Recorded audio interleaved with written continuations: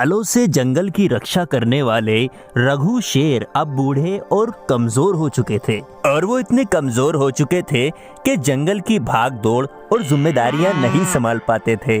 और ऐसे में कोई भी जंगली जानवर उस जंगल में घुसता और मासूम जानवरों का शिकार कर लिया करता था, जिससे जंगल का हर जानवर बड़ा परेशान हो गया था। और वहीं भीमा का बेटा रघु बड़ा होने के बाद भी बड़ा ही कमजोर और बुज़दिल था और जिसके चलते वो किसी भी जंगल के जानवर की जान ही नहीं बचा पाता था। और ऐसे में एक बकरी कई सारे जानवरों के साथ महाराज रघु के पास पहुंचती है। महाराज रघु जी, आपने जंगल के जानवरों की बहुत सालों से मदद की है और बहुत ही अच्छे से हमारी देखभाल भी करते हैं और हम इस बात की आपकी इज्जत करते हैं। लेकिन एक खूनी बाघ ने कल मेरे बेटे को अपनी चपेट में ले लिया था और फिर एक ताकतवर भेड़िया पहुंचा, उसने मेरे बेटे की जान बचा ली थी और वो भेड़िया तो मुझे बहुत ही अच्छे स्वभाव का लगता है। हम आपके बेटे को जंगल का राजा बनाना चाहते थे, लेकिन आपका बेटा तो बहुत ही कमजोर और डरपोक है और मेरी राय तो यही है कि आप किसी ताकतवर जानवर को जंगल का राजा घोषित करें। और रघु अपने बेटे भीमा को ही जंगल का राजा देखना चाहता था और इसीलिए वो जंगल के सभी जानवरों से थोड़ा समय मांगता है।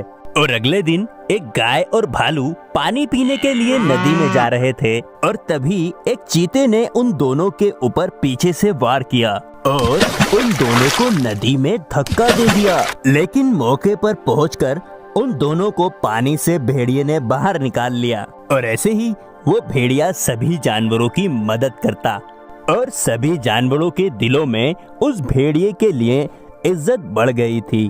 और तभी महाराज रघु को भी उसका व्यवहार अच्छा लगने लगा और तभी महाराज रघु ने ऐलान करते हुए कहा, भाइयों, मेरी एक हमेशा से ख्वाहिश थी कि मैं अपने बेटे को इस जंगल का राजा बनते देखूं, लेकिन मुझे ये भेड़िया एक अच्छा और ताकतवर योद्धा लगता है और ये भेड़िया राजा बनने लायक भी है और आज से जंगल का नया राजा भेड़िया होगा। और अब रघु की गुफा उस भेड़िए पर आ गई और जंगल का राजा वो भेड़िया बन गया है। और ऐसे ही समय बीत रहा था, लेकिन जंगल के जानवरों की संख्या कम होती हुई दिखाई दे रही थी और जिसके चलते वो सभी परेशान हो रहे थे। और ऐसे में एक दिन आंधी, तूफान और जोरों की बारिश होने लगी और तभी रघु अपने बेटे भीमा से, बेटा, तुम कहीं भी मत जाना, मैं तुम्हारे लिए कुछ भोजन का इंतजाम करके लाता हूँ। रघु भोजन की तलाश में चला गया था, लेकिन उस आंधी में एक बड़ा सा पेड़ उसके ऊपर गिर जाता है और वो पेड़ के नीचे दब जाता है। और उधर भीमा भी अपने पिता के ना आने पर बड़ा ही परेशान हो रहा था और वो अपने पिता को ढूंढने के लिए बारिश में ही निकल पड़ा।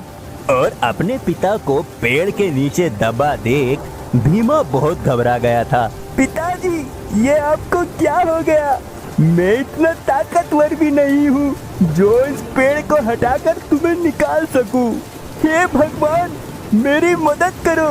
और तभी जमीन में से एक बहुत ही अजीब जादुई पेड़ निकलता है और जो भीमा की परेशानी देखकर सब कुछ समझ जाता है और उसके पिता को उस पेड़ से निकाल देता है। और तब भीमा कहता है, तुम्हारा बहुत शुक्रिया जादुई पेड़, मैं इतना ताकतवर नहीं हूँ जो इस पेड़ से बाहर निकाल पाता, लेकिन तुमने ये सब किया, तुम्हारा बहुत धन्यवाद।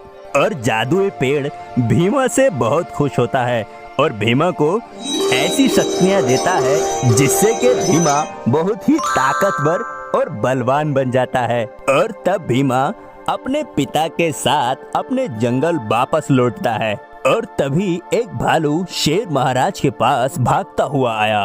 अनर्थ हो गया महाराज, पिछले कुछ दिनों से जंगल के जानवर गायब हो रहे हैं। हमें पता चला कि अभी वो भेड़िया एक गाय को बड़ी ही बेरहमी से मार रहा है। आप उसे जाकर बचा लो महाराज।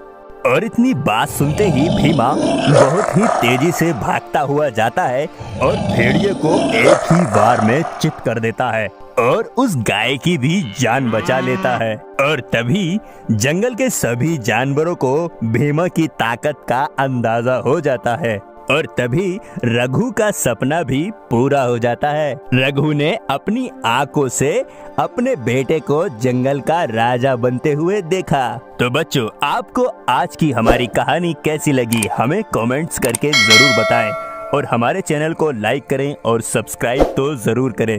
धन्यवाद।